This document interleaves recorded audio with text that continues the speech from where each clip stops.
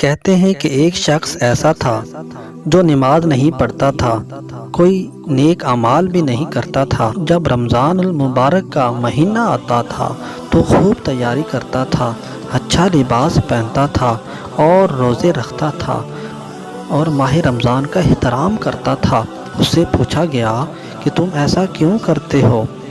تو اس نے کہا، یہ توبہ کا مہینہ ہے اور برکت والا مہینہ ہے، رحمت والا مہینہ ہے، میں اس لیے کرتا ہوں یقیناً کہ اللہ رب العزت مجھے اپنے فضل سے معاف فرما دے گا۔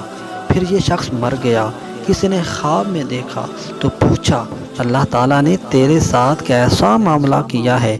تو کہنے لگا، غفر لی ربی بحرمت تعظیم رمضان، اللہ تبارک و تعالیٰ نے میرے گناہوں کو رمضان کی تعظیم کی وجہ سے معاف کر دیا۔